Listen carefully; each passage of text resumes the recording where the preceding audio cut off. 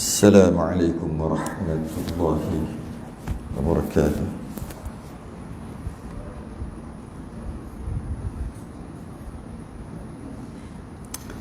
Innal hamdalillah nahmaduhu wa nasta'inuhu wa nastahdihi wa nastaghfiruh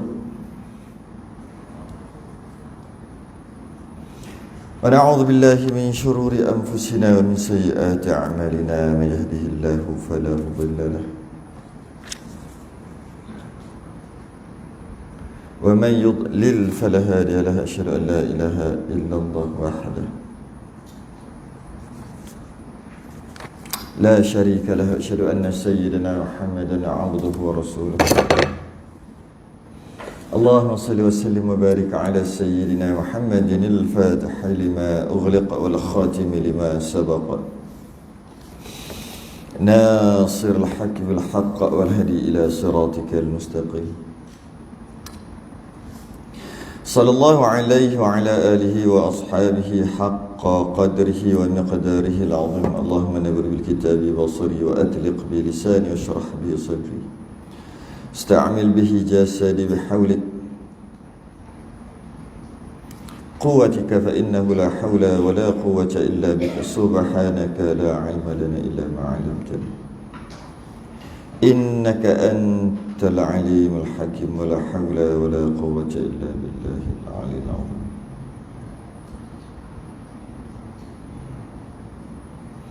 Amma ba'du. Alhamdulillah,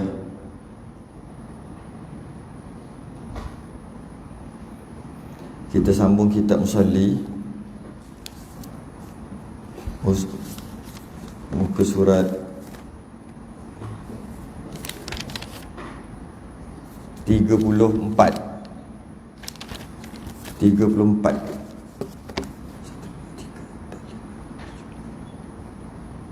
12 daripada atas.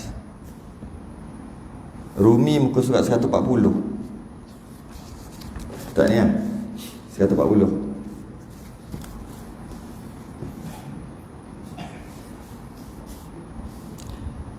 Kita sedang membahaskan penghujung-penghujung kitab Musalli. Sempat tak habis hari ni ya? Tak sempat kot. Sikit lagi. Memang sikit sangat. Tak tahulah sempat ke tak hari ni. Membahaskan tentang pemerintah, ancaman kepada pemerintah yang zalim dan kelebihan pemerintah yang adil. Dan dicerita sikit kisah-kisah pemerintah ataupun sultan dahulu, dan macam mana dia dengan pembantu dia. Tu ada yang dia siap tulis lagi dekat kertas, ataupun dia suruh orang pegawai dia tulis kat kertas bila dia marah. Tulis apa? Ni arham man fil ardi yarhamka man fis samai.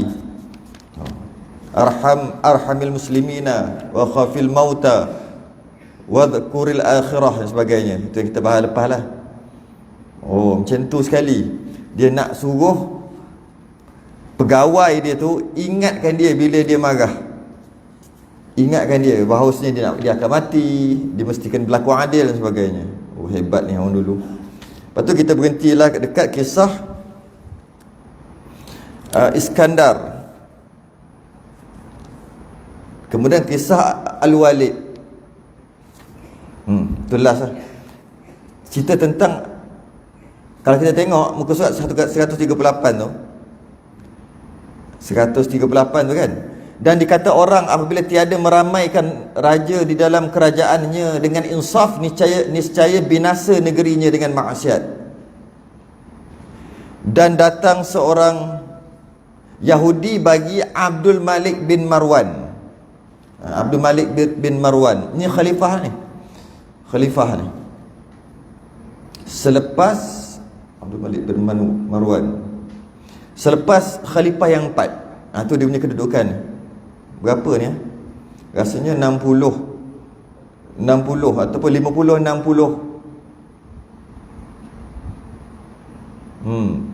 Hijrah. Ni Abdul Malik bin Marwan. Kenapa kita undur balik? Kerana kita akan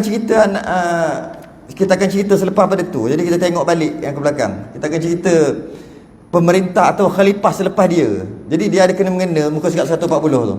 Jadi dia kata Yahudi ni datang dekat Abdul Malik bin Marwan.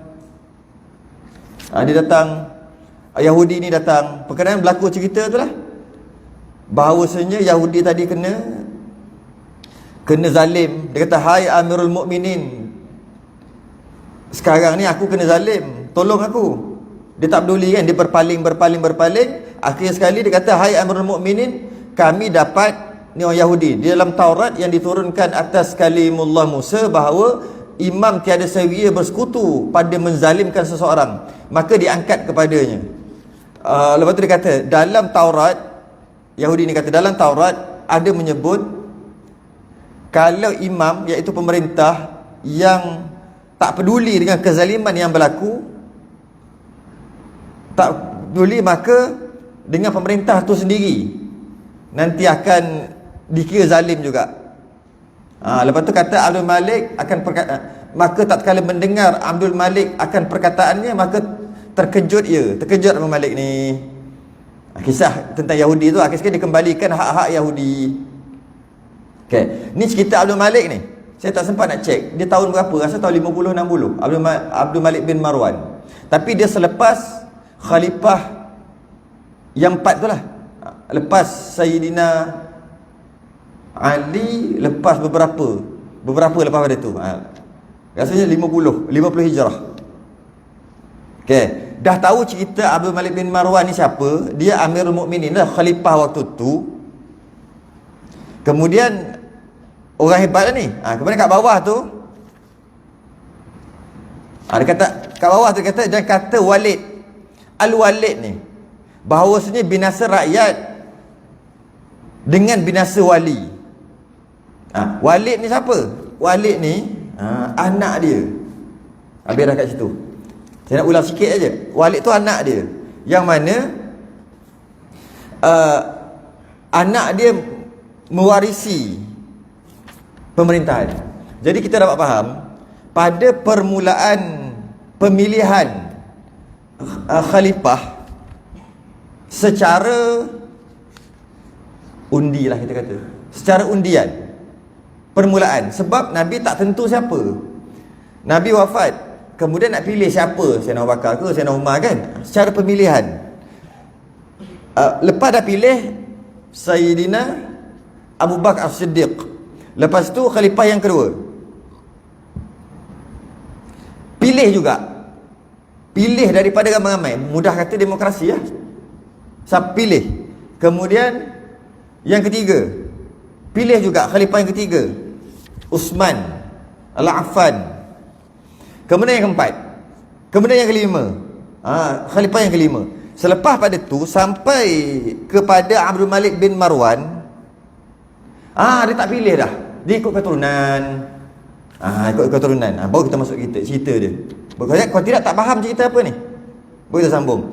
Kemudian dia ikut keturunan, sehinggalah satu peringkat, satu tahap ikut demokrasi balik, pilihan balik, pilih balik. Jadi kat situ dia berubah di situ, pada menentukan pemimpin awal-awal secara pilih. Rakyat pilih, ramai-ramai pilih seorang, pilih, dan sampai satu tahap khalifah Islamiah tu, dia tak ikut pilih, dia ikut keturunan dia. Maknanya anak dia, lepas dia meninggal, anak dia. Yang kita panggil sistem kita macam beraja tu, sistem monarki. Tapi sebelum tu pilih. Jadi kita dah faham secara ringkas itu yang berlaku dalam khalifah Islamiah, baru kita boleh baca, baru kita boleh faham. Qala mu'allif rahimahullah ta'ala, cetera ahli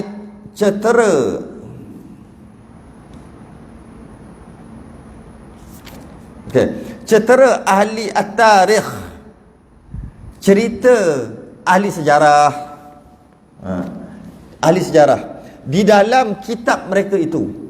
Ahli-ahli sejarah cerita dalam kitab mereka adalah segala manusia ramai orang rakyat, orang awam, rakyat, apabila berpagi-pagi pada zaman Hajjaj.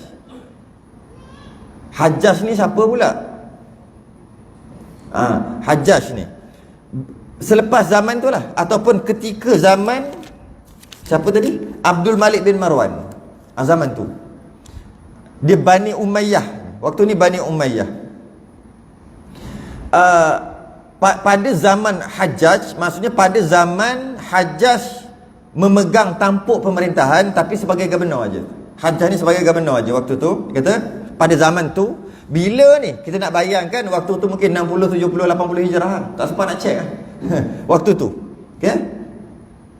Pada zaman Hajjaj, bertanya mereka itu, bertanya rakyat dia, siapa-siapa kena bunuh semalam ini, dan siapa orang yang kena sulanya. Kena sula, kena hukum lah. Dan siapa orang yang kena pukul, dan seumpamanya. Hajjaj ni, Hajjaj bin Yusuf As-Saqafi, dia seorang gubernur pada zaman Bani Umayyah yang memang dalam sejarah Islam terkenal dengan zalim. Berlaku perebutan kuasa pada zaman tu lah. Khalifah, apa nama tadi? Khalifah Abdul Malik bin Marwan. Abdul Malik bin Marwan ni khalifah lah.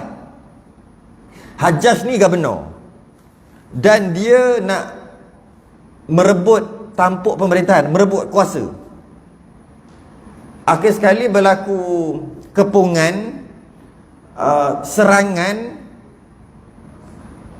Bijaknya Al-Hajjaj ni, dia buat satu senjata, dia kata senjata yang pakai peluru batu tu, pelontar tu, batu tu. Bila berlaku perebutan sampai berlaku perang sikit, sehingga kan batu tu kena Kaabah, rosak sebahagian Kaabah. Rosak Kaabah zaman Hajjaj.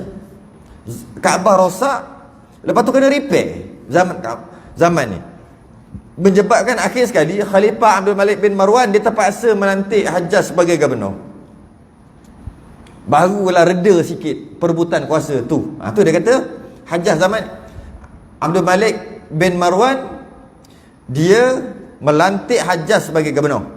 Sebab pengaruh Hajjaj ni agak kuat juga. Malah berlaku sedikit salah faham, berlaku serangan sikit, menyebabkan rosak Kaabah. Khalifah Abdul Malik bin Marwan dia kata tak apalah, kita lantik dia menjadi gubernur. Gubernur belah mana? Ada kata gubernur belah Iraq, ada kata Mekah, Madinah, apa satu lagi? Ada tiga, beberapa. Kalau gubernur ni bawah sikit daripada khalifah lah. Zalimnya Hajjaj ni, ketika Umar Abdul Aziz selepas pada tu pemerintah dia, kita lompat kejap. Ketika Umar Abdul Aziz dilantik menjadi khalifah, waktu tu Umar Abdul Aziz dia pecat semua orang ataupun gubernur ataupun pegawai-pegawai yang dilantik oleh Hajjaj. Dilantik oleh Hajjaj, dia pecat semua. Ada seorang ni, dia siapa nama dia? Tak ada. Seorang ni dia gubernur, dia sempat bertugas, dia dilantik oleh Hajjaj sekejap aja. Dia dilantik oleh Hajjaj sekejap aja. Ketika Hajjaj tu berkuasa lah, sekejap aja. Pada zaman Umar Abdul Aziz, dia dapat tahu bahawa dia dah pecat dah semua. Dia dapat tahu ada seorang ni, dia bertugas walaupun jangka masa yang sangat pendek, dia pecat juga. Kita kata sebulan dua je, dia pecat juga. Kemudian dia tanya, aku duduk dalam pemerintahan atau aku duduk dalam kerajaan Hajjaj tu sekejap aja. Kata Umar Abdul Aziz, ini saya sempat salin, bersama Al-Hajjaj sehari atau kurang sehari sudah cukup menjadikan engkau itu jahat. Sudah cukup engkau akan mengaruh kejahatan dengan dia. Nak kata jahatnya Hajjaj ni sampai rosak Kaabah tu. Umar Abdul Aziz pecat dia. Umar Abdul Aziz ni bila? Banyak lagi nanti kita akan cerita kat belakang ni. Pemerintahan tu. Nak beritahu kalau lah Hajjaj ni lantik, dia punya orang-orang dia, walaupun sekejap, orang itu jahat. Jadi kalau pemerintahan seterusnya, pecatlah. Dia akan merosakkan kerajaan macam tu.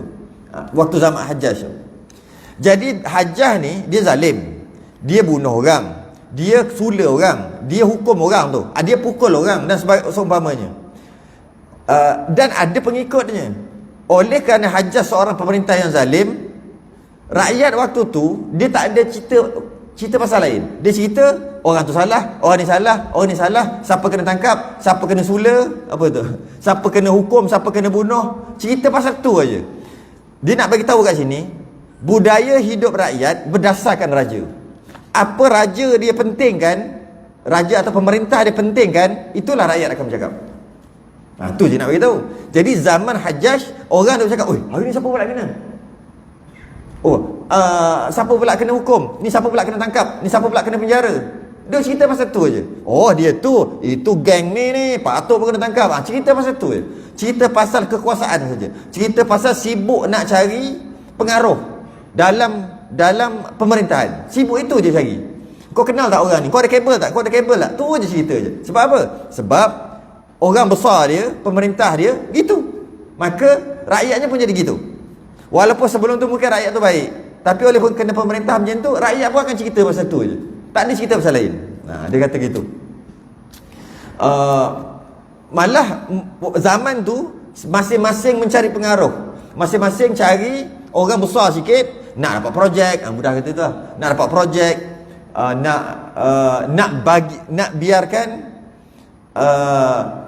dia tu selamat sebab dia ada orang besar. Yang tu pemimpin-pemimpin yang besar. Jadi walaupun jahat, tapi dia duduk, kau orang mana? Aku orang sini. Siapa ketua kau? Dia duduk cari pengaruh. Semua rakyat waktu tu sibuk duk cari pengaruh, sibuk duk cari kabel. Sibuk. Kata Maulana Jalaluddin Ar-Rumi, seorang penyair sufi. Jalaluddin Ar-Rumi. Rumi itu Rom lah. Jalaluddin Ar-Rumi. Tapi kalau nak kira dia, mungkinlah kita adalah kontroversi sikit dia zaman tu. Yang kalau kita tengok dia sufi, yang pakai kopiah tinggi tu. Tu yang dia kalau tengok berjoget kan, tu Jalaluddin Ar-Rumi tu. Dia ada tarikat dia, tarikat apa? Tarikat Jalaluddin Ar-Rumi lah. Dia ada dia punya tu. Dia buat syair, dia penyair yang hebat, penyair sufi. Malah sampai ke barat terkenal nama dia. Dia kata umpamakan berkawan dengan pemimpin yang jahat, berkawan atau mencari pengaruh pemimpin yang jahat, ibarat lelaki dirantai kakinya pada naga. Zaman ni, zaman Hajjaj ni, seorang lelaki dirantai kakinya pada naga. Maksudnya naga tu dia punya ketua pemerintah yang zalim ni, tapi dia duduk bawah dia. Okey. Semua haiwan-haiwan buas tak dapat dekat lah, tak berani dekat sebab naga. Tapi naga kaki dia terikat dekat naga tu. Semua binatang buas tak berani dekat dengan dia. Tapi bila naga tu terbang, barulah dia tahu langit tu tinggi ke rendah. Betul tak? Bila dia terbang habis dengan dia terbang, baru dia tahu langit tu tinggi ke rendah. Kata Maulana Jalaluddin Ar-Rumi. Sibuk pada waktu Hajjaj mencari kabel supaya dia selamat, cari projek dan sebagainya. Jadi poin dia kat sini, budaya hidup rakyat berdasarkan kepada pemerintah. Jika pemerintahnya macam tu, maka rakyatnya macam tu. Rakyatnya akan cerita pasal tu siang malam. Okay? Tengok akan tengok dia kata apa ni. Dan apabila zaman Walid, sebab tu kita kena faham tadi, ketika zaman Khalifah Abdul Malik bin Marwan, masa tu paling besar. Masa tu antara orang besar juga adalah Hajjaj. Jadi waktu tu rakyat hanya menceritakan tentang nak cari pengaruh. Kemudian zaman seterusnya, apabila Khalifah Abdul Malik bin Marwan meninggal, maka turun ke anak dia. Anak dia tu nama Walid bin Abdul Malik bin Marwan. Tu anak dia. Al-Walid tu anak dia. waktu ni Hajjaj dah kurang pengaruh dah. Dia khalifah dekat Iraq, governor bukan khalifah, dia governor dekat Iraq masa tu. Tapi dia punya pengaruh dah semakin kurang. Zaman Walid ni anak kepada Abdul Malik bin Marwan. Zaman dia masa ni tak ada undi-undi, tak ada. Dia ikut keturunan. Zaman menggigit dia kata. Dia ikut keturunan. Pada zaman Walid ni dia okey. Yang mana dia suka kepada kebun dan rumah. Maksud kebun dan rumah ni, dia minatlah tentang kesenian, dia minat tentang pembinaan. Alah, mudah bahasa sekarang ni pembangunan lah. Dia sibuk industri pembangunan. Ni Al-Walid ni, dia suka kebun dan rumah. Kebun tu mewakili, kita panggil industri lah. Rumah tu mewakili binaan-binaan. Nak buat binaan tinggi, nak buat rumah-rumah yang cantik-cantikkan, taman-taman, kebun-kebun, apa lagi ni. Maka adalah segala manusia pada zaman Walid bertanya-tanya mereka itu pada pagi. Maksudnya tak ada cerita lain rakyat waktu tu. Cerita apa? Daripada kerja rumah. Siapa yang berbuat kebun, siapa yang memilih sungai, dan siapa yang bertanam kayu. Bertanam kayu tu apa? Pokok kayu lah, tanam kebun. Tanam kayu tu orang dulu panggil pokok kayu tu kan. Macam tanam, dia ni tanam kurma, kau tanam apa? Kau tanam anggur, kau tanam apa? Duk cerita pasal kebun, duk cerita pasal yang kata siapa yang memilih sungai ni. Maksudnya dia buat mencantikkan sungai ataupun buat bisnes dekat sungai tu. Kebun, tanaman-tanaman. Lepas tu kalau kerja rumah, maksud kerja rumah tu buat binaan-binaan. Siapa yang bina bangunan-bangunan ni, kita nak buat itu. Cerita pasal tu aja. Ketika zaman Al-Walid, yang mana Al-Walid tu anak kepada Abdul Malik bin Marwan, khalifah Bani Umayyah yang ke-6. Yang ke-6 dah rupanya. Jadi dia ganti bapa dia. Dia ni tak minat sangat pemerintahan. Khalifah Abdul Malik bin Marwan, dia minat macam itulah, perang, dia minat pemerintahan, dia minat ni pengaruh. Sebab tu rakyat cerita pasal tu. Walid sebab waktu tu dah besar, Islam dah kuat, maka dia relax lah. Dia suka kepada binaan-binaan, kesenian. Dia minat pada tu. Maka dia buat banyak pembangunan. Rakyat dia automatik, cantik lah, sana nak bina tu, sana nak buat sini, ni nak buat ni. Jadi rakyat tu cerita pasal tu aje. Cuma itu zaman Walid, itu zaman Al-Walid. Lepas tu dia cerita pula, ni maksud dia, zaman seterusnya Al-Walid meninggal pula. Siapa? Sulaiman. Dan adalah pada zaman Sulaiman anak Abdul Malik. Maknanya Sulaiman ni adik kepada Al-Walid. Kan dia ikut keturunan kan? Ikut keturunan zaman beraja. Jadi ketika zaman Sulaiman bin anak Abdul Malik, adik kepada Al-Walid tadi, adalah ia, masa tu Islam makin besar lah, Bani Umayyah. Ya, Bani Umayyah. Bani Umayyah dia ada, betul lah. Kemudian dia ni pula suka, kenapa? Islam dah kaya dah waktu tu. Maka ia sukakan makanan dan berkahwin. Dia suka benda tu. Maksudnya makan makanan dan kahwin. Maksudnya cari buat makanan sedap-sedap. Siapa ni? Sulaiman bin Abdul Malik bin Marwan ni. Dia ganti tampuk pemerintahan selepas kematian Al-Walid.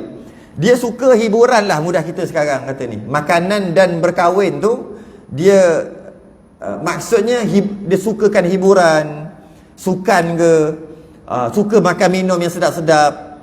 Maksudnya banyaklah berlaku viral. Dia suka makan, kedai-kedai baru buka, macam tu, kedai-kedai makan minum. Nak jamu nafsu lah. Kahwin tu dengan maksud perempuan lah. Mengambil hamba saya. Semua dari segi kesenangan ni. Sebab Islam dah kuat dah waktu tu, tersebar seluruh dunia dah. Maka rakyat, dia kata, Dan adalah segala manusia, rakyat, berkhabar-khabar pada makanan yang indah-indah. Duk cerita makan yang baik-baik dan memahalkan isi kahwin. Kau kahwin dengan siapa? Kau kahwin berapa orang? Kau kahwin berapa mas kahwin? Murah. Apa sahaja murah sangat. Macam tu. Cerita pasal perempuan, lawa perempuan sebagainya. Dan di harga sahaya. Maksudnya beli hamba, harga mahal murah hamba tu. Dengan maksud mewah, kemewahan. Dan meramaikan tempat kedudukan mereka itu dengan berkhabar-khabar akan yang demikian itu. Rakyat pun cerita pasal tu. Cerita pasal, ada awet cun. Cerita pasal tu. Siapa dapat awet? Tu.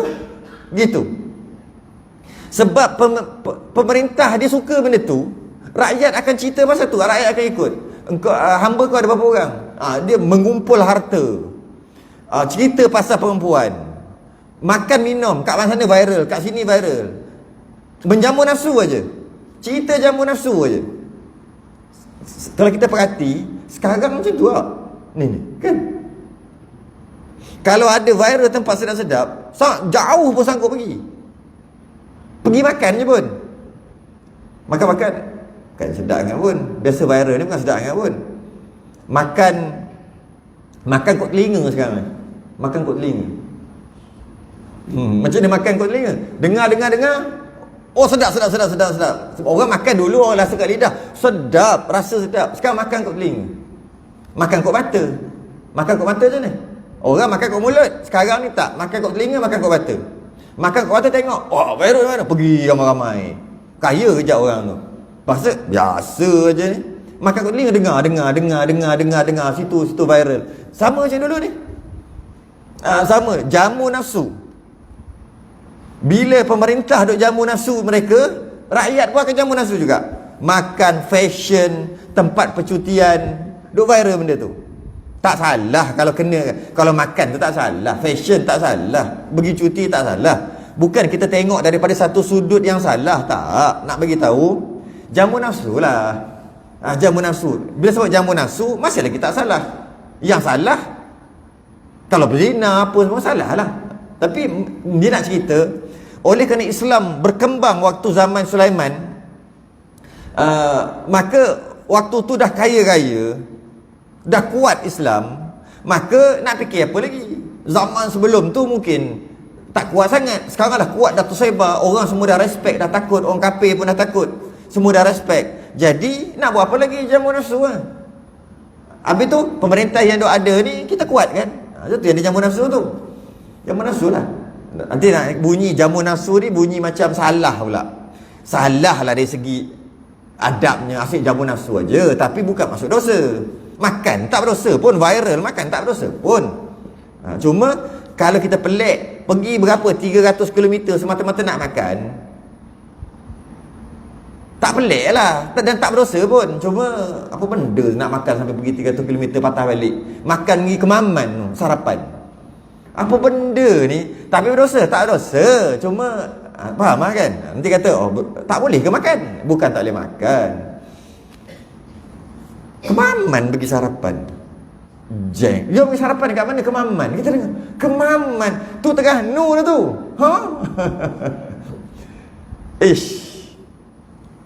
Apa benda? Tapi taklah berdosa. Nampak sangat dia jamu tu, jamu nafsu. Jadi itu zaman Sulaiman anak Abdul Malik. Kalau tak silap, ada cerita dalam TV, cerita Sulaiman tu. Apa nama tajuk cerita tu? Sempat tengok 2-3 cerita, rasa sakit hati, menyampah terus. Apa ada tajuk tu? Apa tajuk? Kan ada kan? Yang macam Turki, macam dia punya raja besar tu dia panggil Sulaiman. Tapi dia dah ubah dah.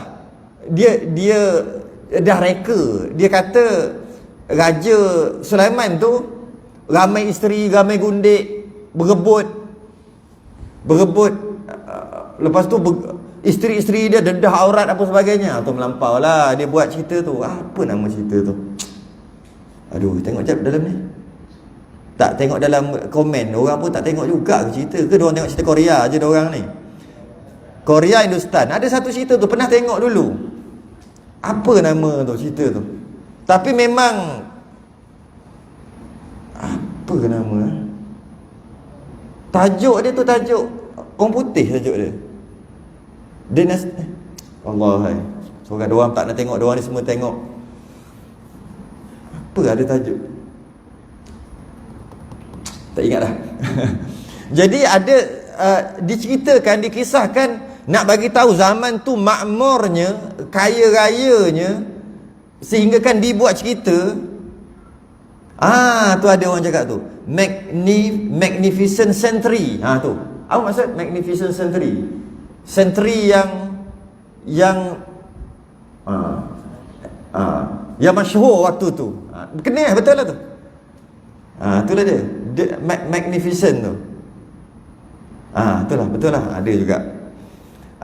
Sempatlah tengok 2-3 lepas sakit hati. Mula-mula tengok, wah bagus ni cerita. Kadang-kadang kita tengok, kita lebih mudah kenal sejarah dengan cerita macam tu. Tapi bila tengok dengan dedah aurat, dengan isteri pertama, dengki dengan isteri kedua, ni melampau lah. Tapi dia panggil raja dia tu Sultan, dia panggil Sulaiman. Mungkinlah kita boleh katalah dia merosakkan khalifah yang taklah sampai tak teruk macam tu. Tapi memang duk jamu nafsu lah waktu tu.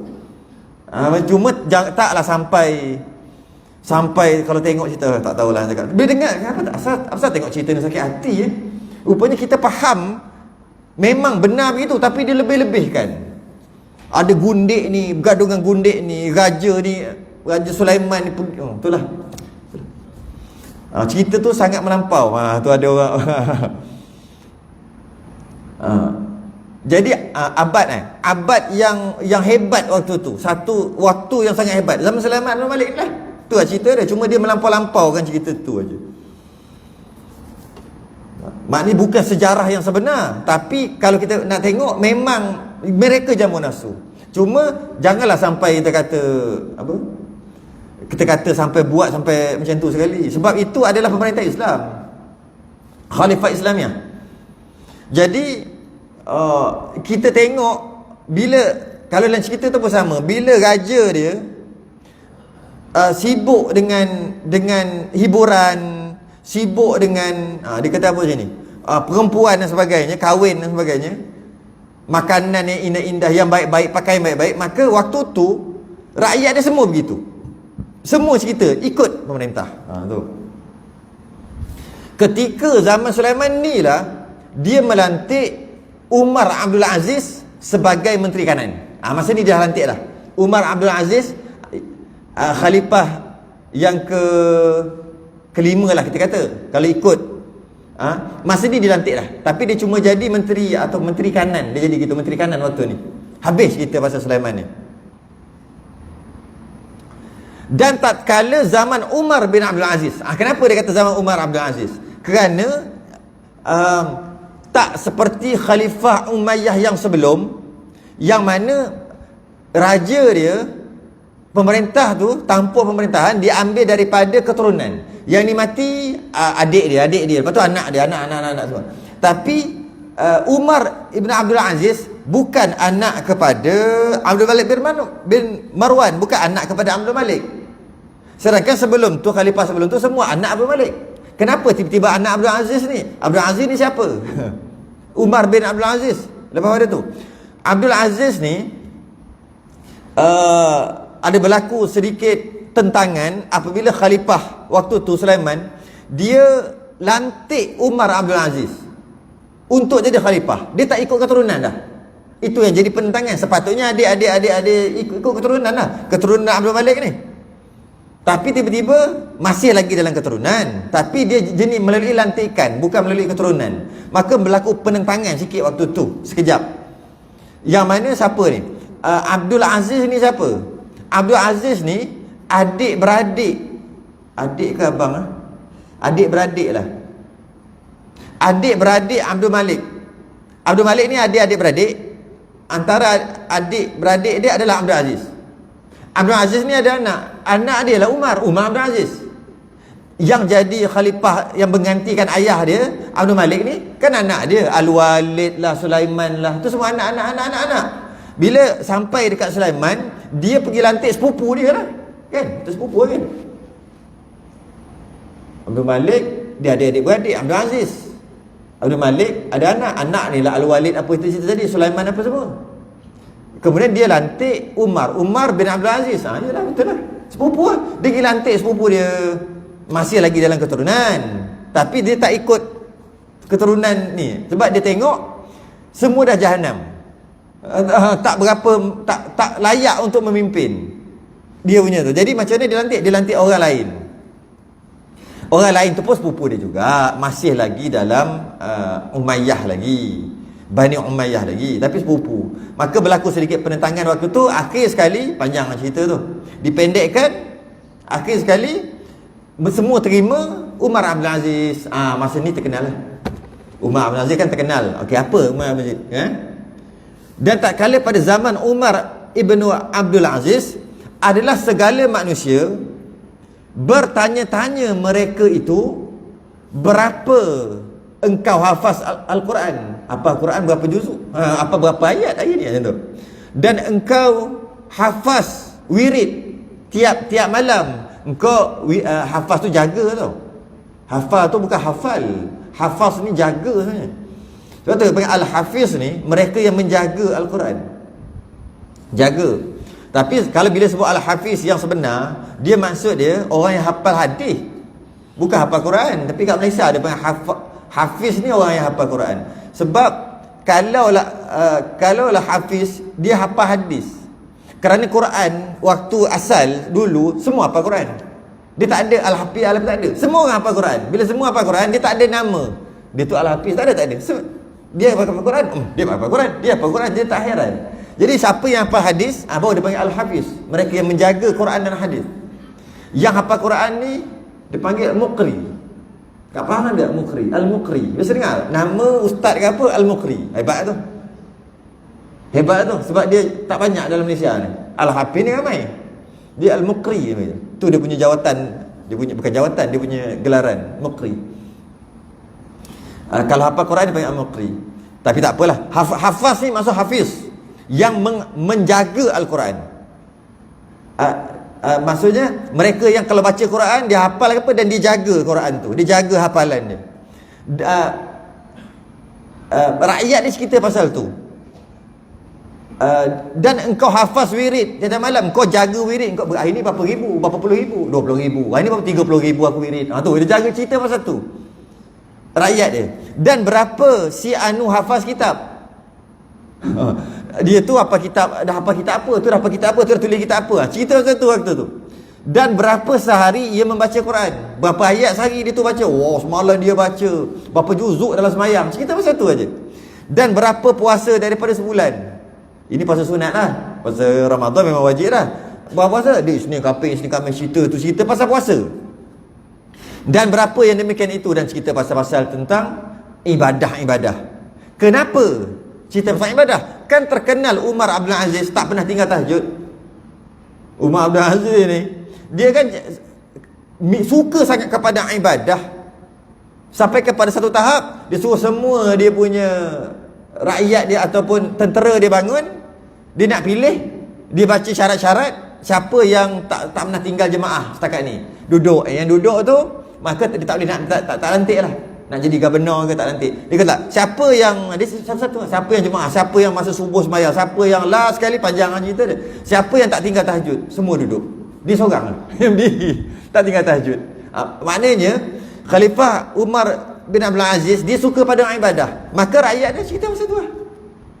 Dia hafal kitab tu, dia hafal kitab tu, dia dapat hadis tu, dia hafal hadis tu, dia hafal Quran, dia jaga Quran, dia dalam sembahyang baca Baqarah rakaat pertama, rakaat kedua baca Ali Imran. Dia cerita pasal tu sebab pemerintah dia suka pasal tu. Bila suka pada pasal tu, dia akan buat akta-akta, peraturan-peraturan yang berkaitan dengan ibadah yang dia suka.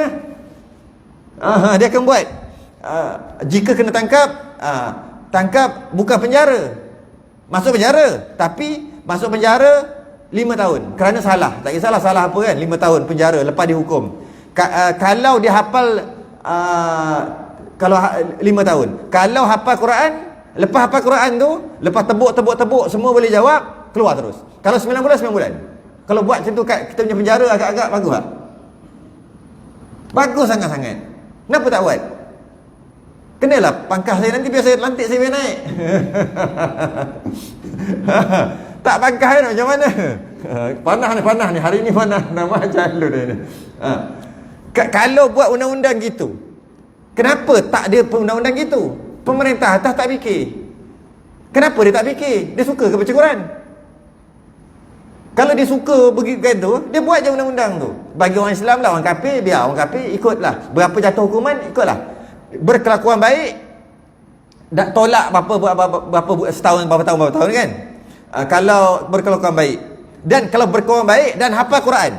Jika dapat hafal Quran dalam masa setahun, maka dia akan keluar dalam setahun. Walaupun dia 10 tahun masuk penjara. Agak-agak yang ada dalam keluar semua Al-Hafiz. Macam sebab takkanlah aku 15 tahun. Macam mana nak keluar awal? Nak keluar awal kena hafal Quran. Tu je cara dia. Berkelakuan baik dan hafal Quran. Dia kena kelakuan baik juga. Malah kalau hafal Quran dia automatik jadi baik. Sebab kalau tak baik, dia tak boleh hafal Quran, dia akan lupa Quran dia. Maka dalam dia menjaga Al-Quran, hafal Quran 9 bulan dia biasanya yang kuat ingatan ni 9 bulan dah boleh hafal lah. 9 bulan hafal, datang, periksa, tebuk semua boleh. Okey, buat surat, hantar kat menteri kat apa, okey masuk mesyuarat, esko ke apa ke. Okey, macam nak beli tanah ke, kalau setengah-setengah negeri kan nak beli tanah tak boleh, dia kena orang negeri tu macam Kelantan apa kan. Kan dia kena masuk esko tu. So nak beli tanah, macam tu lah, kita akan lepaskan dia ni. Kerana walaupun dia 15 tahun penjara dan 10 sebatan tapi dia dapat hafal Quran dalam masa 9 bulan. Macam mana ni kita? Macam mana cerita ni? Kita akan lepaskan, masuk. Oh tak apa, macam tu kita bagi dia 2 tahun lah. Tak boleh sebab dia ni bahaya sangat dia ni. Biar kita tengok betul-betul 2 tahun. Buatlah apa pun. Tapi dia hafal Quran. Mari kita tengok lagi 2 tahun. Kalau dia masih kekalkan hafal Quran lagi 2 tahun, kita lepaskan dia. Daripada 15 tahun jadi 2-3 tahun. Okey kan? Keluar ni apa? Imam apa? Imam bekal banduan, Bilal bekal banduan. Tak mantap. Tu Bilal apa? Bilal Masjid Pelindung. Bekal banduan. Bukan Bilal ya. Bekal banduan. Oh, bekal banduan. Oh, hebat. Bila bekal banduan je orang respect. Sekarang nak bekal banduan nak kerja pun tak boleh. Oh, bekal banduan bahaya. Malah kalau dia tu jahat, masuk penjara, keluar lagi jahat. Dulu kalau mencuri kecil-kecilan, bila keluar dia mencuri besar-besaran. Sebab apa? Jumpa member dalam tu. Nanti aku keluar, jangan lupa kau datang sini, kita buat projek besar punya. Kita pergi rompak bank terus. Kau apa benda curi kereta, tak berbaloi, kau jumpa aku. Aku besar tapi aku dalam 2 tahun lagi aku keluar. Cari jumpa member dalam tu. Tak selesai. Daripada dulu sampai sekarang, sampai pernah satu ketika penjara penuh dengan orang luar yang masuk macam Bangladesh apa. penuh dengan rakyat sendiri yang banyak buat salah. Dan setiap tahun, setiap hukuman masuk Dewan Rakyat, tinggikan penjara, lamakan, denda. Jadi juga. Tak puas-puas aja ke? Tak boring-boring lagi. Pakailah kaedah tu. Kalau masuk berapa? Setahun. Kalau nak keluar awal, suruh dia hafal. Berapa juzuk dapat? Buatlah. Berkelakuan baik dan hafal Quran. Memang penuh lah. Imam terlupa nak baca usurah, yang tegur semua panduan. Yang tegur, yang tak panduan ni tak hafal. Akhir sekali pakat-pakat nak masuk penjara. Tak ada. Cuma idea-idea macam tu, bila pemerintah dia suka pada agama, dia akan masukkan. Dekat traffic light dia kata dia, jika melanggar lampu merah berdosa kerana membahayakan. Ada tu lihat? Tak ada. Yang kira 300. Dah 300 kan? Tapi orang duk langgar juga, duk kena bayar juga saman. Jadi juga tak berkesan. 300 kekal 300. Cuma tulislah berdosa. Masuklah agama dalam undang-undang tu. Tulis je berdosa kerana membahayakan orang. Bila kata dosa kat situ, orang takut sikit. Ni sekadar naikkan denda. Denda gitu juga. Duk gitu juga. Tak reti-reti ataupun tak belajar-belajar ke daripada pengalaman. Tu Umar ini bukti dia. Bila pemerintah gitu automatik pemerintah suka apa? Dan terbukti. Dulu Iran Ahli Sunnah wal Jamaah. Dulu Iran Ahli Sunnah wal Jamaah. Lepas tu Syiah, geng Syiah ni, dia ambil Syiah ni, dia agama yang berdasarkan politik. Syiah ni dia lain sikit. Sebab dia ada dia punya rukun Syiah dia lah. Nak kata rukun Islam macam pelik kan. Rukun Syiah dia tu antaranya politik ada kat situ. Jadi dia menyusup melalui politik sehingga dapat tampuk pemerintahan. Akhir sekali tengok Iran jadi apa. Tapi asalnya adalah Ahli Sunnah wal Jamaah. Sekarang Iran Syiah sebab pemerintah tukar semua rakyat jadi Syiah. Dekat Mesir dulu Syiah pegang pemerintah ratus tahun. Dikisahkan Al-Azhar tu asalnya Syiah yang buat. Azhar tu dia ambil Ibn Fatimah Az-Zahra, kemudian dapat kuasa oleh Ahli Sunnah wal Jamaah. Tengok sekarang Al-Azhar nombor 1 Ahli Sunnah wal Jamaah. Bertukar. Padahal Iran dulu Ahli Sunnah wal Jamaah. Bertukar. Tengok pada pemerintah. Pemerintah dia suka apa, minat apa. Pemerintah suka tentang apa? Pertanian satu perniagaan. Maka rakyatnya ni dia akan cerita pasal pertanian. Rakyat je bertanam, pakai apa? Yang tak pakai tanah tu, yang tanam apa dia panggil? Ponik. Apa? Hidroponik. Kan? Jadi rakyat dia, tak apa, kita tanam je. Jadi rakyat sama cerita pasal apa? Aku ada cili kat rumah aku. Cili aku pakai itu. Ada apa? Ada cerita pasal tu. Sebab pemerintah kata gitu. Dia rakyat akan ikut. Pemerintah cerita pasal teknologi je, rakyat akan cerita teknologi. Pemerintah suka pasal hiburan aja. Mana tahu dia suka hiburan? Hiburan melampau ada. Rakyat pun yang melampau hiburan. Tak cukup ni. Dulu ingat tak? Pukul 11 tu dah ujung-ujung macam doa dalam TV. Pukul 12 dia dapat doa. Lepas tu pukul 6 ke macam tu baca doa. Dulu TV bagus dulu. Dia buka dengan doa, tutup dengan doa. Tengah joget. Buka dengan doa, tutup dengan doa. Baca Quran tu. Sekarang 24 jam kan?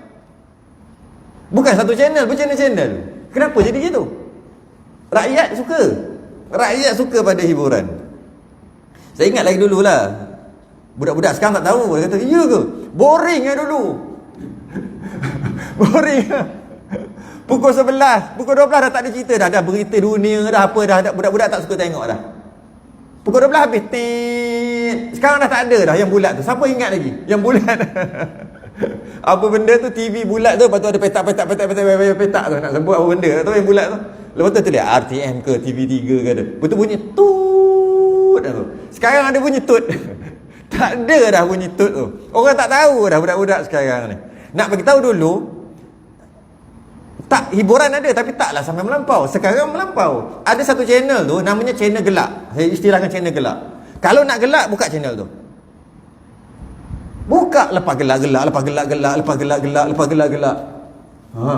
Ada channel apa tu? Channel sukan. Lepas sukan tak payah cerita je sukan. Siap bayar lebih lagi untuk tengok sukan 24 jam. Nak tengok apa? Snooker ada. Nak tengok apa? Bola. Lepas bola. Mupah tengok bola. Dulu, bola ni. Tunggu je. TV 1, TV 2. Ada tengok. Lepas tu lama tak tengok. Secara langsung tunggu final ke, semi final ke. Sekarang, sampai muntah. Sampai bangun macam tahajud lah nak tengok bola tu. Tu sekarang. Kenapa jadi gitu? Dan pemerintah gitu. Maka ada tak channel agama je? Ada. Tapi tak dapat sambutan.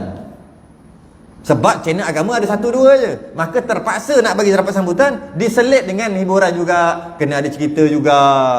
Kena ada semua nyanyi-nyanyi juga sikit. Barulah. Dan diselangi dengan agama. Barulah orang masuk. Itu pun taklah banyak sangat. Ada berapa? 1, 2, 3 channel gitu lah. Tapi banyaknya akhir sekali ada channel yang eloknya asalnya agama, tapi orang tak berapa minat, diselitkan hiburan, akhir sekali hiburan tu dah banyak dah. Dah agama pun dah jadi hiburan dah. Pelik gitu. Sampaikan dalam masjid pun nak kena ada hiburan. Kalau tidak, orang tak datang. Dia kena hiburan ada. Dalam telefon pun ada. Kenapa saya punya bunyi ni, jumpa member lama tak jumpa baru ni, bunyi kreng. Kau pakai ringtone kreng. Pakai sama 80-an ni. Dia pakai tonton pakai lagu. Dalam nak jawab ni pun nak kena lagu. Nak jawab dia bunyi telefon pun lagu. Saya pakai yang lama lagi, yang telefon rumah yang kan pusing tu bunyi macam ni kalau orang call tu. Kan kreng. Tu lah pakai sampai sekarang. Dia kata pakai yang tu. Orang dah pakai macam-macam lagu ada ni. Tahu dah letaklah lagu nasyid ke, lagu apa ke. Sampaikan nak jawab telefon pun kena hiburan. Sebab sambil jawab tu, kejap nak jawab, dengar cerita. Okey, baru jawab. Apa benda ni? Sampaikan call dulu tutut kan. Sekarang ni ada kena bayar. Apa benda macam mana saya tak kerti sangat. Tapi bila bayar RM2-3 sebulan, bila orang call, dia bukan punya tutut, dia punya lagu. Oh, layan lagu. Apa dia panggil? Ringtone bukan ringtone, dia panggil tone apa lah. Allah tak kerti lah. Kita yang tak bayar ni bunyi tutut macam biasa lah. Ada orang kata kau asal lah aku telefon kau bunyi lagu. Memangnya tu dia bayar tak bulan. Sampai ke dalam telefon, dalam semua hiburan. Sebab apa? Gitulah. Inilah punya. Jadi pada zaman tu, apabila Umar Abdul Aziz dia cerita pasal ibadah, rakyat dia akan cerita ibadah. Bukti ini membuktikan budaya hidup rakyat berdasarkan pemerintahan. Daripada apa yang selalu dia sebut kat mulut, dia ada sebut pasal semayang tak pemerintah? Masa dia berucap tu ada sebut pasal agama tak? Apa yang dia sebut? Kita akan cuba untuk membangunkan. Maknanya cerita pasal pembangunan. Maksudnya duniawi. Dia cerita pasal apa? Apa yang dia keluar kat mulut dia? Tu lah. Kita nak pemimpin yang keluar kat mulut dia tentang agama lah. Maksudnya memang cerita pembangunan, tapi pembangunan yang cara membangun tu dengan agama. Kalau kita nak buat satu tamat macam pelancongan. Kalau semata-mata pelancongan sebab nak ajak orang datang negeri kita, maka bila betul subuh pelancongan, maka ekonomi situ naik. Tanya orang ekonomi tu akan naik kat situ. Okey, kalau sekadar nak cari orang datang, boleh buat itu, buat ini, buat macam-macam. Lepas tu viral kan, orang pakak-pakak datang, maka membangunlah kawasan tu. Tapi kalau dia masuk unsur-unsur agama, kalau kita buat macam ni, budak-budak muda macam mana datang ni? Malam-malam berdua-duaan tak? Dia fikir sekali benda tu, adakah fikir? Kalau fikir sekali silat-silat tak jadi buat. Nak buat taman, kita buat taman cantik-cantik. Ada tempat duduk supaya orang luar datang untuk tenang, release station waktu-waktu cuti. Tambah Kuantan ni kan. Kuantan ni sekarang ni jadi sebab orang nak pergi tu jauh 4-5 jam daripada KL, Lembah Kelang. Sini yang paling okey lah sekarang ni paling. Jadi penuh. Saya datang 2019 dulu sebelum PKP tu tak macam ni. Kata best kat Kuantan. Sekarang lebih kurang ampang aja. Time jam tu lah, time Jumaat, Sabtu, Ahad lah. Time tu. Lebih kurang punya panjang punya jam. Rupanya orang luar datang. Okey, nak tarik orang ni. Dengan kita buat mana-mana kawasan untuk tarik orang, macam mana dengan anak muda waktu tu? Anak muda, bila ada tempat macam tu, maka akan duduk berdua-duaan. Itu fikir tak? Rosak tu fikir tak? Kalau fikir macam mana nak tangani, ataupun akhir sekali tak jadi buat lah. Bukan sebab tak boleh buat, sebab risau anak muda rosak. Kalau kata nak buat juga, buat apa-apalah, ada orang jaga ke apa dan sebagainya. Kalau buat hebat-hebat tepi pantai, buat kini banyak pantai, buat hebat tepi pantai, akhir sekali kalau duduk berdua, orang ramai. Ada api tu, ada api ni, ada lampu, ada makan, ada apa-apa. Tapi bila kita tengok pukul 12, pukul 1, pukul 2, kemah. Dua. Okey. Macam kat dataran aja. Macam biasa pergi. Orang cakap. Time buat bunga api. Bunga api. Dari segi bakar duit membazir tu, itu cerita lain. Lepas tu buat merdeka ke apa kan, yang buat tu. Merdeka tu bukan yang buat api tu. Bila selesai program tu, orang seronok ni. Seronok apa tahun baru. Bila time cuci di PKL cuci, esok tu dengan tin arak, dengan kondom, macam mana boleh ada kat situ tak tahulah. Ramai-ramai tu. Nak buat tu bagus, orang luar pakat datang kerana nak nyambut tahun baru ke, nak nyambut apa-apalah, nak tengok bunga api ke. Padahal tengok dalam TV boleh. Tapi nak tengok, nak merasai suasana, tak apalah, baguslah orang datang. Tapi kesan fikir tak? Kalau fikir kesan, dia akan buat sesuatu. Kalau ataupun langsung kita tak ada. Kita tak ada dah program ni, kita tak buat. Kenapa? Kerana kesan dekat anak muda. Contoh nak gitu. Jika pemerintah ada fikir tentang agama, dia akan risau sebab tu. Kalau tidak, dia tunggu, oh bagus ni, pelancongan ramai datang ni. Nak apa lagi? Ramai datang pelancongan. Okey tu. Dia hanya fikir pasal tu. Ni buktilah. Bukti. Maka sayugia. Ni nasihat je.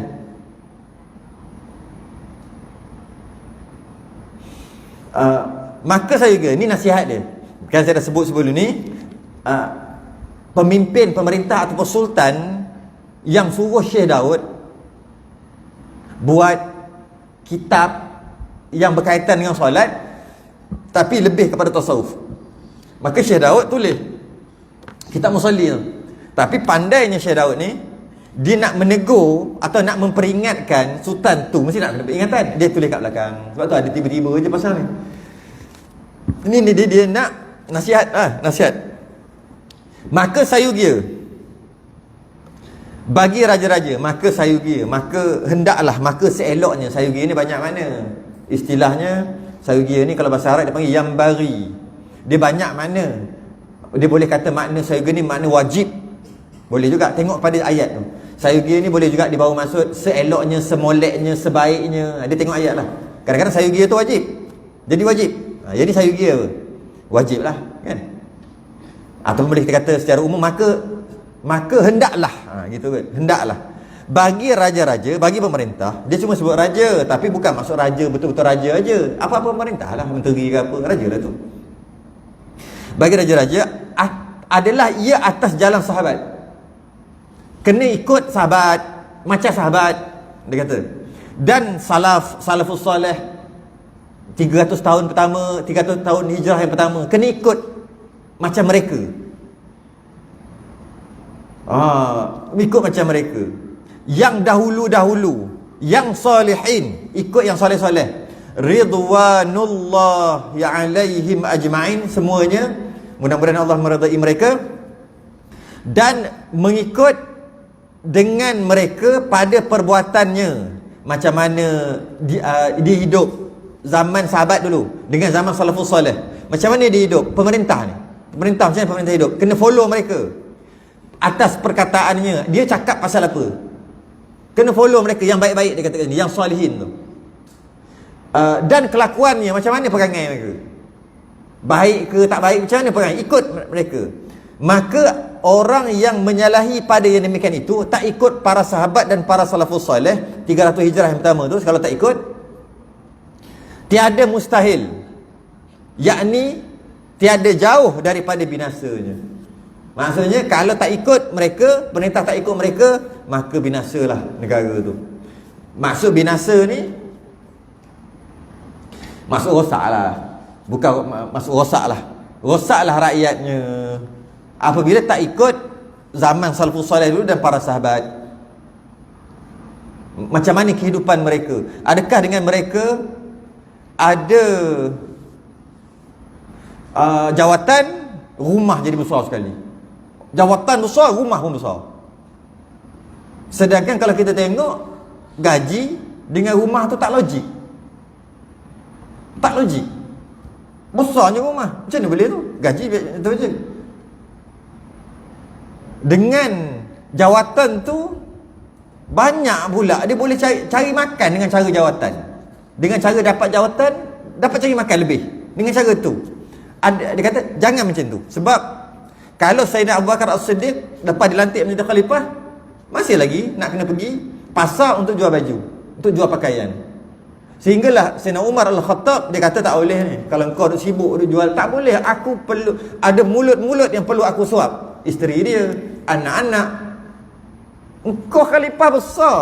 Maka ijtihad sahabat iaitu Umar Al-Khattab ambil duit Baitul Mal, ambil duit kerajaan lah untuk bayar gaji, supaya tak kena keluar kerja. Kalau kena keluar kerja, siapa nak uruskan negara? Kita tengok, kita kena baca kisah-kisah macam mana takwanya orang dulu. Okay? Kalau tidak, tak jauh daripada binasa. Dan tiadalah atas sultan yang adil melainkan Nabi yang mursal. Maksudnya, boleh kita kata gini, tak adalah yang lebih dekat dengan Nabi, gitu, melainkan sultan yang dekat dengan Nabi. Melainkan sultan, ataupun Nabi yang mursal, ataupun malaikat yang muqarrabin. Mursal ni Rasul lah, mursal. Nabi yang mursal, Nabi yang diutuskan, atau malaikat yang muqarrabin, malaikat yang sangat dekat dengan Allah. Jadi sultan ni kalau betul kena gaya, dia paling dekat lah dengan Nabi. Nak kata dia saing-saing Nabi lah, dia macam Nabi lah, bahasa sekarang. Dia dah macam Nabi dah, hebatnya dia. Dia dah macam malaikat dah, hebatnya dia. Kalau sultan yang adil, boleh kita kata, oh dia tu malaikat. Boleh kata gitu dekat pemimpin tu. Nak bagi tahu macam malaikat dah. Tapi taklah sampai malaikat, tapi dekat dah tu dia kata tu. Dan senyata telah dikata orang adalah umpama sultan yang adil seperti angin. Umpama ni, perumpamaan. Pemerintah yang adil seperti angin, dengan maksud yang mengembangkan segala bunga dan mensuburkan segala roh hamba Allah. Dia buat umpama angin. Bila angin kan, seronoknya, sedapnya, selesanya. Macam itulah rakyat dia. Betul apa?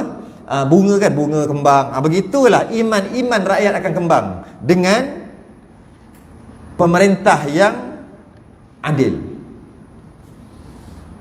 Berhenti kat situ. Tengok banyak mana lagi. Sebab kita sekali lagi habis, insya-Allah. Sekali je lagi habis. Bawah ni doa. Kita baca sikit lagi. Saya nak habiskan sekali lagi lepas ni. Doa. Ni 5 minit, 10, 15, 20, 30, 40, 50 minit. Kena baca sikit lagi. Kita berhenti dekat bawah tu sikit.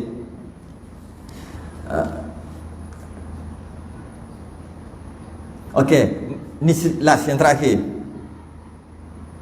Maka sayugia macam tadi, hendaklah bagi raja, bagi pemerintah, jangan ditaruhkan hijab.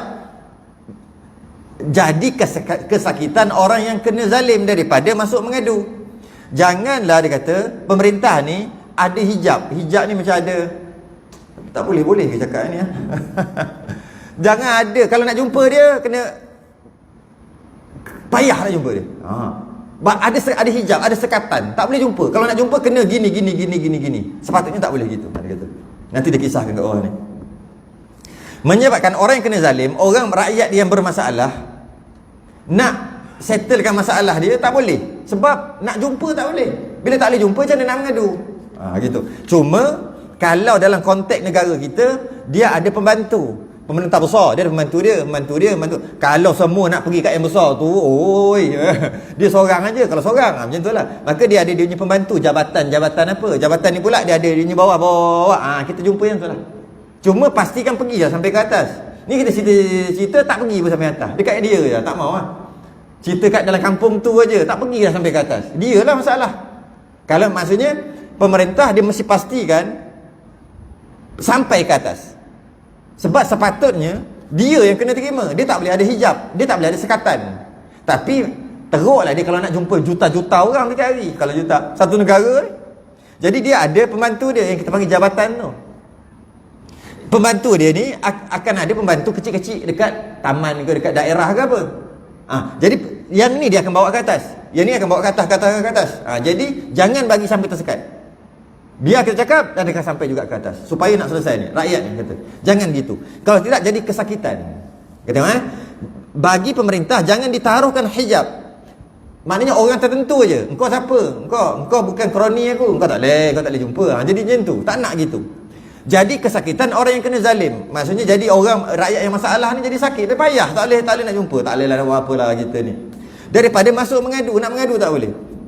Dan jangan ditaruhkan bawab. Apa? Bawab ni pintu. Itu lihat apa kat Rumi ada tak? Apa? Penjaga pintu. Boleh lah. Masuk penjaga pintu tu jaga. Jangan ada. Nak masuk tak boleh. Ada appointment. Kalau ada appointment, buatlah appointment. Tu okey lagi. Kerana kalau tak ada appointment, pakat-pakat beratus susah juga. Kita kena fikirlah sebab tu. Jangan ada penjaga pintu. Maksud penjaga pintu ni jangan ambil straight sangat. Ada penjaga pintu tu. Tak boleh. Jangan ada pintu. Maksud penjaga pintu ni jangan ada penghalang. Kena masuk jumpa orang ni nak mengadu sikit. Tak boleh. Jangan ada gitu. Yang dia ada penjaga pintu ni bila tak buat appointment. Orang ni pun banyak kerja lain lagi nak buat. Buatlah appointment jumpa. Tapi janganlah buat appointment sampai bulan-bulan tak boleh jumpa. Janganlah bila kita hantar borang, jangan bila bagi permohonan nak jumpa tiba-tiba borang hilang. Janganlah gitu. Kena buat permohonan baru balik. Tak nak macam tu. Okey? Yang menegahkan orang yang daif sampai kepadanya. Jangan gitu. Dan daripada Maimun bin Mahran, katanya, adalah aku duduk pada Umar Ibn Abdul Aziz. Maka berkata ia, Umar Abdul Aziz ni memerintah 2 tahun lebih je. Tapi hebat. Berkata ia, siapa ada pintu? Siapa ada kat pintu? Maka jawabnya, adalah aku duduk pada Umar Abdul Aziz. Maka berkata ia, siapa pada pintu? Maimun dia kata tadi, Maimun bin Mahran. Maka jawabnya, seorang lelaki. Macam ni Umar Abdul Aziz ada kat sini. Lepas tu ada orang jaga pintu. Kemudian dia tanyalah, ada orang datang ke dekat penjaga pintu tadi tu? Dia punya pegawai tadi. Pegawai dia kata, seorang lelaki turunkan untanya. Ada orang turun unta. Kalau kita sekarang ada kereta datang ke depan tu, yang menyangka bahawasanya ia anak Bilal, muazzin Rasulullah. Anak Bilal. Makna waktu tu taklah jauh sangat kan, anak Bilal. Anak Bilal datang. Oh, ya ke? Bagi masuk. Mengizinkan ia, baginya masuk. Dan berkata ia, anak Bilal ni kata dekat Umar Abdul Aziz, telah menceterakan, telah dikisahkan oleh bapa aku Bilal bin Rabah, bahawasanya Rasulullah bersabda, barang siapa yang memerintah sesuatu daripada pekerjaan umat, maksudnya pemerintah lah, dia yang kontrol umat Islam, kemudian maka ditaruh orang akan hijab menegahkan mereka itu daripadanya. Ada jaga pintu pula, nak jumpa punyalah payah, tak boleh jumpa sebab ada jaga ni. Nabi dia kata, dia dengar ayah dia kata, yang mana ayah dia iaitu Bilal bin Rabah dengan Nabi kata, kemudian maka ditaruh orang hijab yang menegahkan mereka itu daripadanya. Dia pembesar, dia pemerintah, tapi nak masuk banyaklah cerita, nak masuk banyak protokol lah. Jadi tak boleh masuk, ada hijab. Okey? Dia kata, melainkan mendinding Allah daripadanya pada hari kiamat. Allah akan hijab dia kat hari kiamat. Maka tak kala mendengar ia Umar bin Aziz berkata ia bagi orang yang menunggu di pintunya. Dia kata dekat jaga dia, pegawai dia kata, pergi kamu duduk di rumah kamu. Balik. Maka tiada dilihat akan seorang kemudian daripada itu duduk pada pintunya. Lepas tu tak berani lah. Mungkin dia letak tu ada sebab. Yalah, kalau pakat-pakat serbu masuk kan macam mana? Dia ada sebab. Cuma dia nak bagi tahu takutnya dia, sehingga kan bila ada dengar gitu dia terus tak buat. Dan kata Khalid bin Abdullah Al-Qusairi, berkata ia bagi hijabnya. Khalid ni dia terima jawatan. Dia adalah dia punya PA, dia panggil PA ataupun pegawai dekat luar tu. Dia kata dekat hijab bila dia terima jawatan, apabila duduk aku pada tempat duduk aku, bila aku masuk office, maka jangan engkau tahan seorang masuk kepada aku. Jangan kau tahan. Maka bahawasanya wali yang memerintahkan pekerjaan, pemerintah ni dia kata, pemerintah pekerjaan umat Islam, tiada menegah orang masuk kepadanya melainkan 3 perkara. Pemerintah yang sebenar-benar, dia akan benarkan semua orang jumpa dia, melainkan 3 orang aja yang dia tak benarkan masuk. Okey, pemerintah yang sebenar dia kata.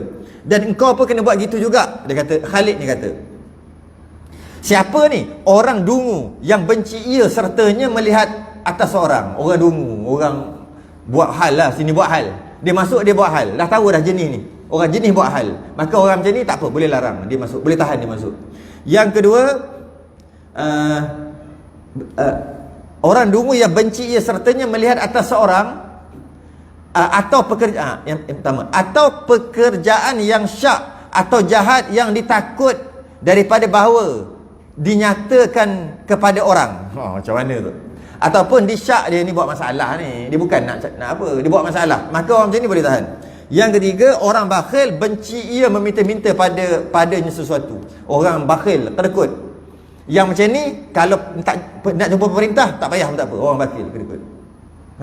Tiga orang ni, boleh pemerintah tak nak jumpa. Tapi selain pada tiga orang ni, jangan ada hijab. Mesti dapat jumpa. Sama ada direct atau melalui wakil rakyat. Janji, senang untuk jumpa. Berhenti kat situ. Sekali lagi habis lah. Lepas ni, memilih menteri yang baik. Lepas ni. Dan sayugia bagi raja mengambil wazirnya. Menteri tu wazir. Nak lantik YB ni macam mana pula akan datang. Macam kena-kena je waktu. Saya tak pernah terfikir pun kena timing. Memang telah ditakdirkan sejak azali lagi. Tak pernah, memang last. Kita pun tak lama lagi nak memilih. Dia ada cerita lepas ni. Dan kita sambung last lepas ni. Lepas ni habis dah, khatam lah kita habis. Mana? Dan sayugianya bagi raja mengambil wazirnya, memilih wazirnya. Last. Allahuakbar. Sudah kita tasbih kafarah dan subhanakallah. Asyhadu an la ilaha illa anta astaghfiruka wa atubu ilaik. Lilladzina amanu wa 'amilus shalihat.